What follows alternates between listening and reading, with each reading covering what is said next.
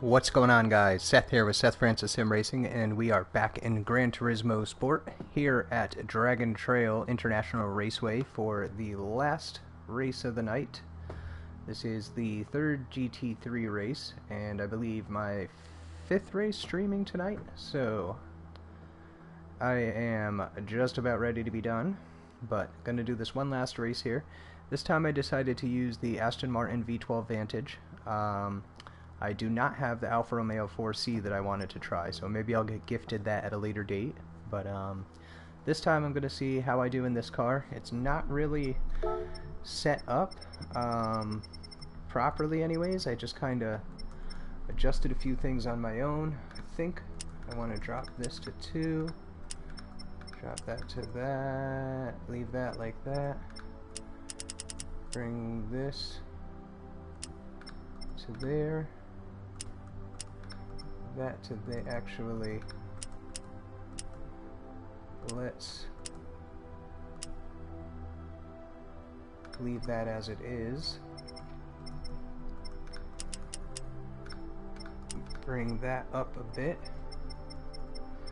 the downforce is all the way down, gearing is going to stay as it is. Let's see where this is at.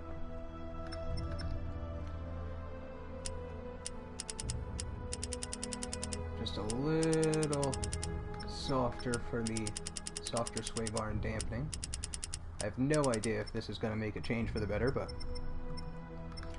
I find that depending on the car, at least, it's different in Gran Turismo Sport. The setups are definitely much more vehicle specific, but in GT6 I found that in a lot of, particularly like the GT3 style race cars, you could just kind of loosen up the suspension, and as long as you didn't go too much, it wouldn't make the vehicle, you know, really rocky or anything. But you could basically loosen up like the spring rate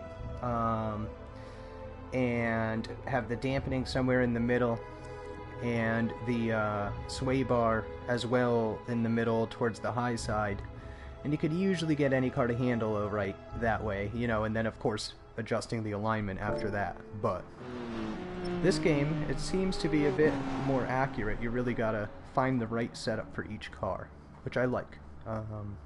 Unfortunately, I don't know what that setup is just yet for the Aston Martin V12 Vantage, but that's okay. I'll find out. Figure it out eventually if I continue using this car in races. Let's see if I can pull up the stream here, just in case anybody comments. That way I'll be able to see it.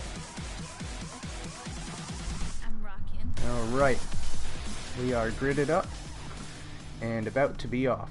Wish me luck.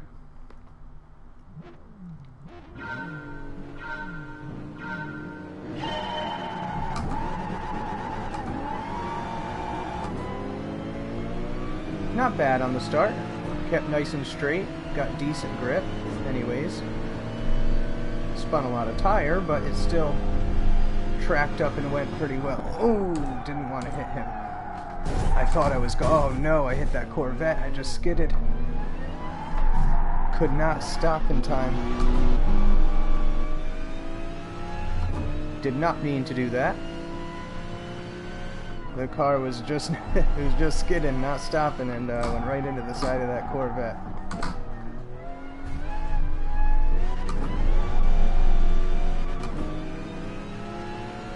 So it looks like I'm getting past relatively easily, even when it's just straight on acceleration to acceleration, so maybe this car... Oof. He actually kind of helped me by hitting me right there. A little squirrely there. Maybe this setup was doing more harm than good, because it's actually handling worse than it was when I did my first 2 practice laps on the previous setup. Not liking this setup too much.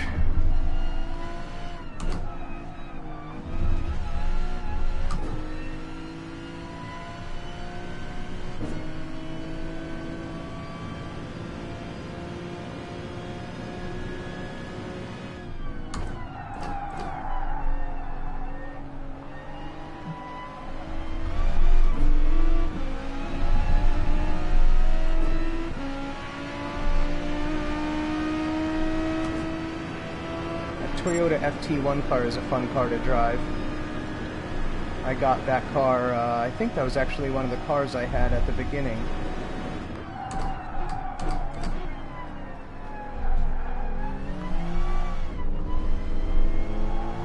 Feels like my tires are a bit more warmed up now, getting a little bit more grip.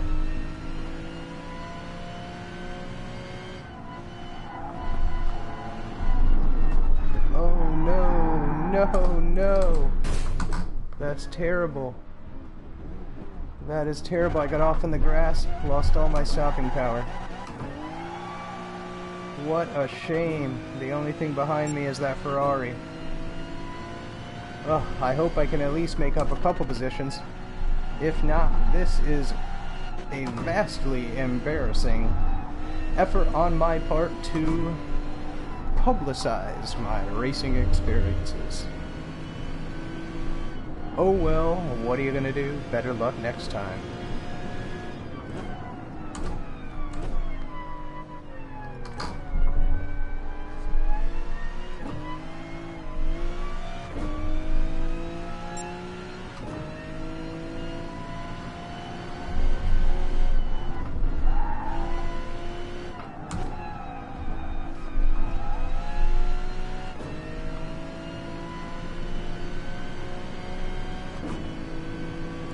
Force feedback feels pretty good on this track with this car. Definitely liking it. This game overall does pretty darn good with force feedback. I definitely, if you're going to play Gran Turismo, recommend getting a force feedback wheel.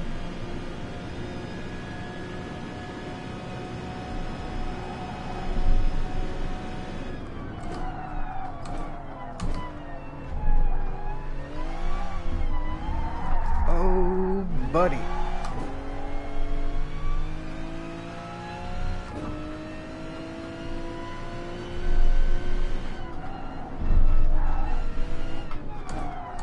Did not go off the side of the track this time, luckily. And again, we're on the second to last lap. These races just aren't long enough. 4 laps isn't even enough time for, you know, the racers to get to know each other. You can't really have a good competitive race, and I think that's why people are so aggressive and pretty dirty in these online races. Not only because it's Gran Turismo, which is notorious for having dirty online racers, but because the races are so short. So it's like you gotta fight for your position immediately. Whereas I just kind of come into these races and, you know, with a relaxed frame of mind, usually. I'm not trying to come in first place or anything. I'm just trying to, you know, enter the races, experience the beta, have fun, give my commentary where I feel it's useful. But obviously, most people, when they go into the race, they want to win. They want to be competitive. They want to finish in the highest place they can. And when they only have 4 laps to do so, and maybe, you know, if their qualifying time isn't so great, it encourages you to drive more aggressively. So I feel like if they bumped on a track this size, like this track or Brands Hatch, if they bumped it up to 20 laps, not only would it weed out some of the people who don't want to dedicate time to a serious race, you know, some of the people who are more willing to just kind of drive a little bit dirty or not care. You know, typically, if you're going to go into a 20-lap race, you know, you want to have a good race. You don't want to just be smashing around for the first 2 laps and then be driving around the track by yourself for the rest of the race. So you're more likely to take it seriously. You know, and that's why I think, obviously you don't want to only have 20-minute races, or excuse me, 20-lap races. You want to have short options too, because people have schedules and are busy and may not be able to dedicate the time necessary to a 20-lap race. But to have the option there, you know, maybe 1 race a day that is 20 laps, alongside other GT races that are shorter. You know, and maybe even, like right now they do 3 short races within each hour bracket, starting at 7 o'clock Eastern time, Eastern time, you get the N300 class races. Then you have the GT4 races. Not sure what he's doing. Then you have the GT4 races, like I said, from 8 to 9 there will be 3 GT4 races. Then between 9 and 10 there will be 3 GT3 races. And I say GT3, really they call them GR3 and GR4.